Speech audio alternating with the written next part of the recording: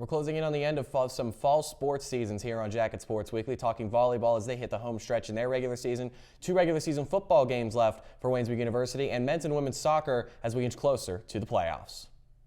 Welcome to Jacket Sports Weekly, Waynesburg University's weekly sports show where we cover the best of the best in athletics. Our analysts discuss a multitude of highlight plays such as touchdown passes. And Barber's going to throw again, one-on-one. Does he got it in him? That's a catch! Tyler Richmond with flags thrown everywhere makes the catch! Touchdown, Waynesburg! And ones. This was low, Waynesburg's gonna get it! Suggs is gonna pull away here, go for the layup, and it's gonna fall in and one! PJ Suggs! And home runs. Higgins drives one to left field. The left fielder running back, and that ball is out of here. Grace Higgins. Join us every Wednesday to see what's new in Waynesburg University athletics.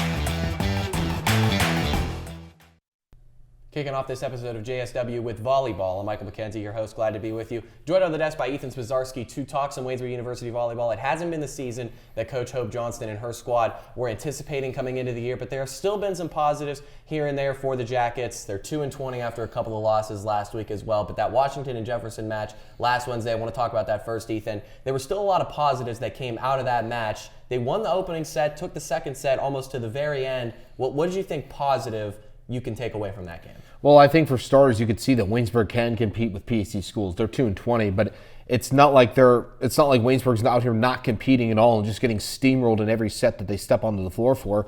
While they have been swept in majority of their losses this year, I'd say for at least 16 of their 20 losses, that doesn't mean they're not competing in those sets. It's more of a lack of consistency and the amount of errors. We've alluded to it, you and I, a lot in conversation off stage and here on the studio. I think the biggest thing is Waynesburg just not being able to consistently compete throughout every single set that they need to. Now, there have been instances where you see they can carry on. I mean, Pitt Greensburg and LaRoche, their 2 wins, that is exactly what it was with a 3-0 win over Pitt Greensburg and then the 3-2 win reverse sweep over LaRoche. So you know exactly what this volleyball team's capable of, and you saw it in the first set against W&J when they won by 5 and consistently held 4 to 5 point leads throughout that first set against the Presidents. But overall, it's just not being able to consistently carry that out, and then the errors really start to pile up, and I think they just dug themselves too big of a hole that they couldn't get out of. And then they lost another match last Friday against Geneva. What do you think the story from that game coming out of that match was for Waynesburg? I think it's the same overall. It's just errors and lack of execution. You get to that 20-point mark, and that multiple players on that team have mentioned, they get to that point and they just stutter and stall out, which it's kind of like executing a drive out in the field, like classic Steelers play. Get a kickoff, drive all the way to the red zone, look pretty good, and then you hit the red zone. It's like hitting a brick wall. Like, you just can't do that. It's just what they've been doing all year, and it hurts because this team knows how to play. They have some really good setters. I mean, Ray Boniaga and Riley Roofley, tremendous setters to set up their team offensively, and whenever they do make an attack or a kill are great. Larissa Howe, the graduate student who has 2 years of eligibility left, which was awesome to find out about, who has been an offensive juggernaut, her and Zadrozny, they're great outside hitters. They know exactly how to execute. Paige Mortimer and Macy Cree defensively in the back this year have been all over the place with the assists and digs as well. It's just not being able to put the right things together and consistently execute with it. And it was another sweep and it was another tough loss, but I think at this point, the mindset has kind of changed to what the team wants to do this year with the last couple games coming down the stretch. Now, you said it about a minute ago. We talked about some things off the air, servicey errors, some miscommunication, and trying to keep points alive. What do you think overall has been the biggest area of struggle for this Waynesburg team throughout the entire season? They have improved on some things. Christina Zadrozny, one of the top kill getters in the PAC. There are still some positives, but in terms of areas of struggle, what do you think has been number 1 on the list and is the biggest reason Waynesburg has struggled getting more wins in the win column? Oh, service errors. That's the first thing that comes to my mind. We saw it 9 times in the first set alone. Waynesburg will go out. If you go out, execute, get a kill, get a point, however you do so, and then you go off and you on your first serve, it doesn't even clear over the center line, over to the opponent's territory. That's just a killer. That's a momentum killer. And forgive me for using the word momentum, but it is. It stalls out the drive. You have these rallies, 3 or 4 point rallies, and then it's like running into a wall. Not being able to slow down and execute the proper serve to allow yourself to really get your feet underneath you offensively, that's a real killer. And errors as a whole have been something that's kind of bit Waynesburg a bit this year, which is what we've kind of seen throughout the year consistently is they'll get on a roll and then they fall in this error trap, and that's when that hole gets too deep for them to climb themselves out of. Because again, this team knows what they're doing. They know how to execute. We've seen flashes of it throughout the year, all year, throughout any opponent they've played. I mean, excluding maybe a handful of games, but really it's just the service errors are really the biggest thing that I've noticed that's consistently happened all year that it really hasn't found an adjustment. Now, we talked about Christina Zadrozny pretty much every episode here on JSW, but I want to highlight Larissa Howe, who was really a force in that Washington and Jefferson match, despite the 3-1 loss, number of kills, really the driving force in Waynesburg's offense those first couple of sets. When they got to 25 points the first set, they got to, I believe, 22 points in the second set. What can you say about Larissa Howe, despite being a technical graduate student, but you mentioned it, 2 years of eligibility left. What has she shown you specifically in the last few matches here for Waynesburg? That if you make her mad, don't be on the other side of one. She can swing her right hand. That's kind of what I put together. That's like when she goes for a kill, you can see she's going to go for a kill. It's not it is straight force, and it really is impressive. And she comes out of Texas. She transferred out of Texas, and she back-to-back injuries with her ACLs the last 2 years is kind of what has put her out here. And I've talked to her a few times in different interviews for the Yellow Jacket as well, kind of trying to get a lay of the land and talk to her for some interviews. And she's a positive spirit. She realizes that she's at a little bit of a disadvantage with the injury. I mean, ACL injuries are serious and they're lingering. It doesn't like you fix them and they go away. But she has been consistently offensively attacking. Her and Christina Zadrozny, you can't talk about Waynesburg volleyball and not at least mention those two. And Larissa Howe especially has really been leading the front the second half of the year as well. I mean, she had 11 kills against W&J, led Waynesburg's team. I mean, overall, I think the thing you need to notice about her is the nice thing is she's going to be able to carry on with this team. There has been 14 new players this year. That's kind of been one of the storylines that carries through. And next year, even when you lose to Paige Mortimers and the Macy Crees into next year, you still have Zadrozny and you still have Larissa Howe at least for 1 year together, then Larissa for another year after with injury. So I think that's the biggest thing is just knowing that she's an offensive force that you can't always stop, but she has been consistent this year. And I think overall it's just an exciting person to watch when she's on the court. Well, Ethan, thank you so much for joining us on the desk here on Jacket Sports Weekly. Waynesburg Volleyball next match this coming Saturday against Allegheny. They'll look for their first conference win in 2025. When we come back, we're talking Waynesburg University football on Jacket Sports Weekly.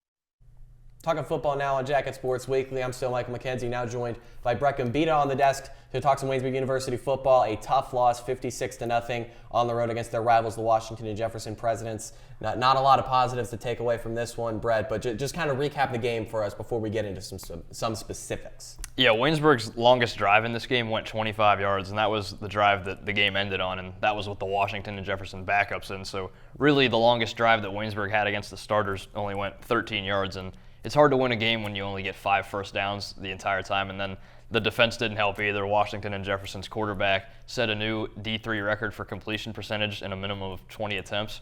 In fact, the W&J quarterbacks combined went 32 for 33 in this one, and that's the majority of what helped them get that 56-0 win. Yeah, Kellen Stahl had a really good game. John Peduzzi got it going early. 4 catches on the opening drive, including the touchdown. McCosco, a couple of touchdowns. D. Sabato, a couple of touchdowns for Washington and Jefferson. What do you think overall, specifically defensively, allowed Washington and Jefferson to get so many completions and move the ball down the field so easily?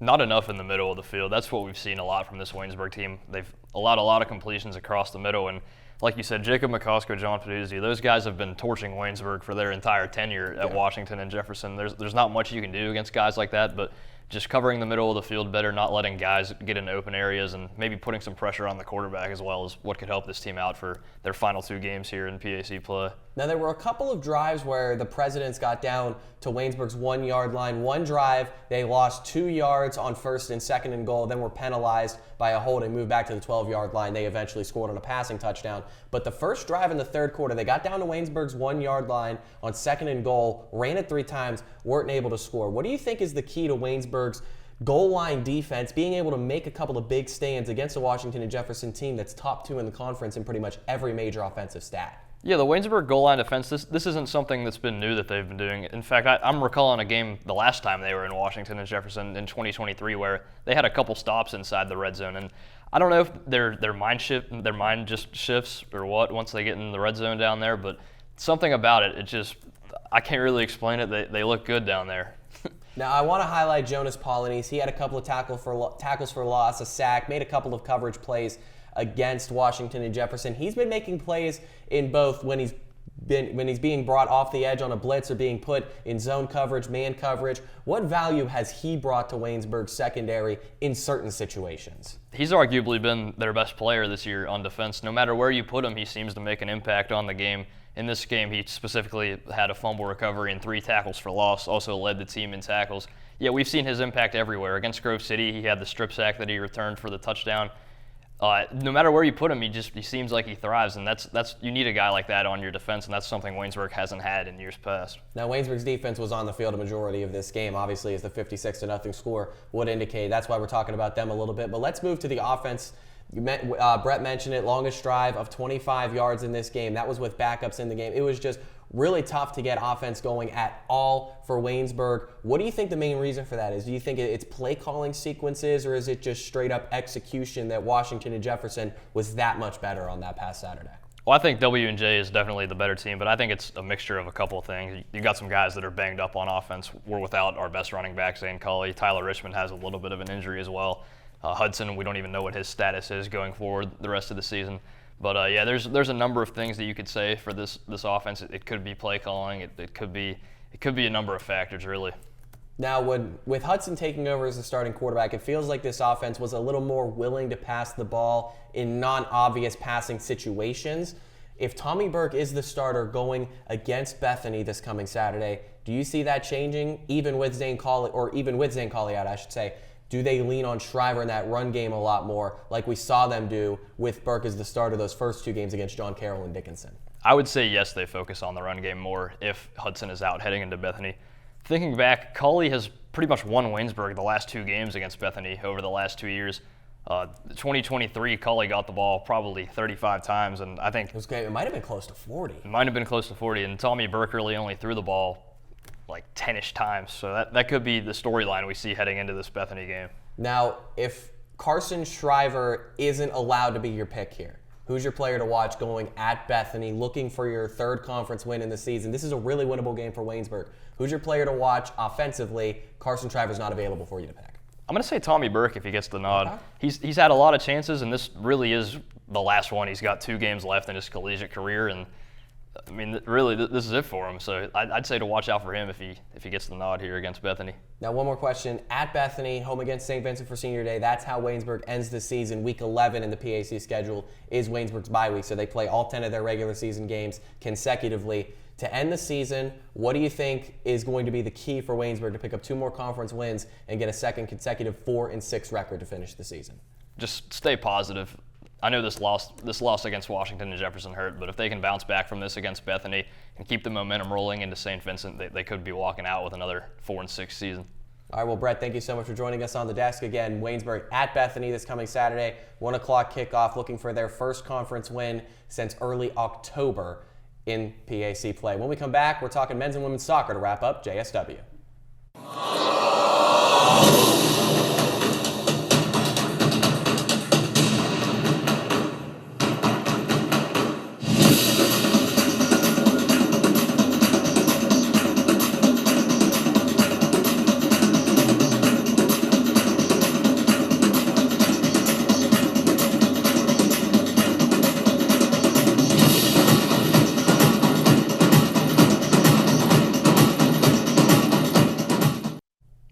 and women's soccer wrapping up this edition of Jacket Sports Weekly. Brayden King joining us on the desk.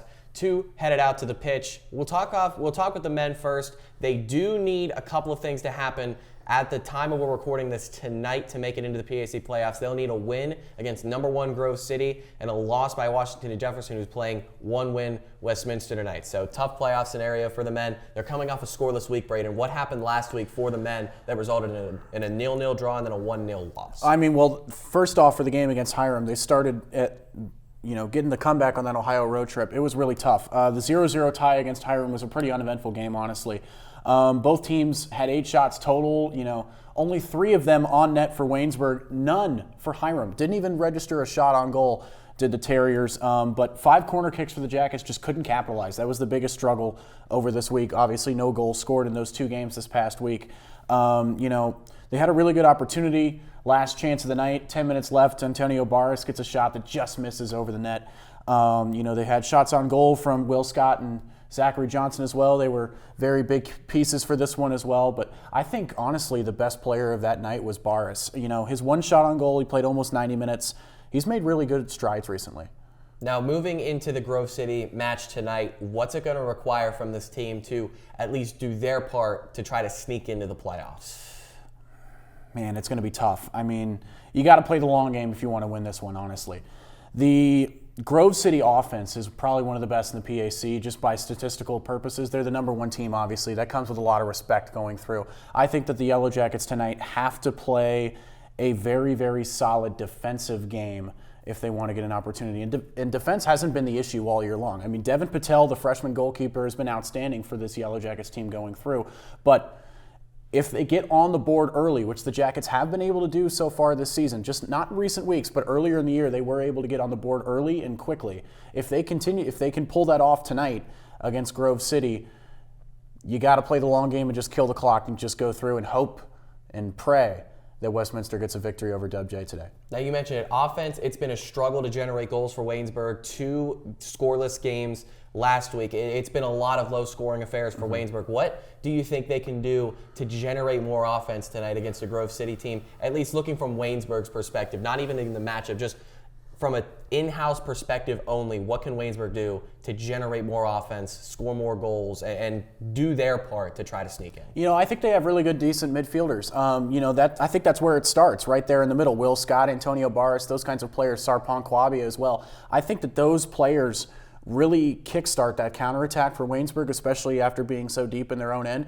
If they can rely on those midfielders to really push the ball down towards the middle of the field and get those offensive chances, I think that can allow them to get that opportunity to capitalize late in the game. We'll shift over to the women now, who are having their best season in program history. They've got a chance tonight, at the time of we're recording this, obviously, to win a PAC regular season championship. They've got number 1 Grove City coming to John F. Wiley Stadium. Before we get into that, recap another great week last week for the women's team. Oh, it's been a magical season just going forward, but this past week was even better. 2-0 win against Hiram. You got goals from Amanda Pepe and Amanda Sweeney, so both Amandas got on the board.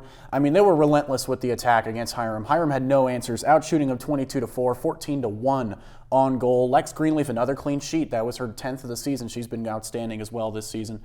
Against Geneva, same story, honestly. Hershey got on the board first, and then it was Moorbacher later on. And Moorbacher, obviously with her family in attendance, her sister Renee was playing for Geneva as well, so that's a really, really good story. But Greenleaf gets another 4 saves in the victory against Geneva, another clean sheet. That's a program record for this team. 12 clean sheets. They've won 11 of those games. It's been an outstanding season for this Yellow Jackets team. Now they got Grove City tonight again. That's the number 1 team in the conference, women's wise as well. They're only a point ahead of Waynesburg in the standings. So Waynesburg wins tonight. They are the PAC regular season champions. They have home field advantage throughout the entirety of the playoffs. Kind of preview this game for us tonight. What's it going to require from Waynesburg to win a regular season championship? I mean, this is the game of the year, honestly. This could be a preview of a championship matchup, honestly.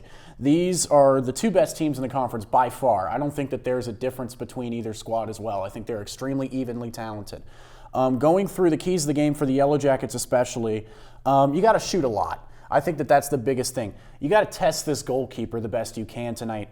418 shots this season for the Yellow Jackets in total. That's 93 more than second place Chatham. Grove City only averages giving up about a goal per game, so you got to get the offense going if you want to get on the board early and often against this Grove City squad. And on the defensive side, you got to have faith in Lex Greenleaf. She's been outstanding. She's a PAC Defensive Player of the Week a couple weeks ago. Only allowed 6 goals this season. It's been an outstanding season for Greenleaf as well. But the players to watch tonight, I really, really like Jules Moorbacher. I mean, she's been outstanding going through, breaking records, honestly, for the Yellow Jackets this season. She's top 10 in NCAA scoring. That's another outstanding feat for Moorbacher. And then on the defensive side, the PAC Defensive Player of the Week, we can't shy away from talking about Abby Googie. She didn't allow any goals, obviously, on the defensive side. 5 shots on goal, 12 shots faced in the victory against Geneva and Hiram. So she's been great as well. Now, you mentioned it. There's been a lot of reasons that this Waynesburg team has been so great this season. A couple of elite goal scorers in Amanda Pepe and Jules Moorbacher, an elite goalkeeper in Alexis Greenleaf, and a great defense led by Abby Googie. What do you think has been the biggest piece, the biggest part of this puzzle that has led Waynesburg to win or loss tonight? This is the best season they've had in program history. What is the biggest reason for that? The youth movement, honestly. The youth movement between players like Jessie Jury, Miracle Hershey, the freshmen especially getting involved this season has been the biggest change for this Yellow Jacket squad as opposed to last year. And I think that the output that those kinds of players bring into the fold, especially, you could see it early on in the beginning of the year. Immediately you knew they were making a big impact. Just giving that starting time to them was a big decision and a great one by head coach DiAgostino. I think that the Yellow Jackets youth movement has been the change that has given them the push forward this season. Last spot in the playoffs potentially on the line at John F. Wiley Stadium and a number 1 seed in the men's and women's PAC soccer seasons. Brayden King, thank you so much for taking the time to join us on the desk. That's going to do it for this episode of Jacket Sports Weekly. Thank you so much for tuning in. Stay tuned on our WCTV social media platforms and WCTV YouTube page for more Waynesburg content.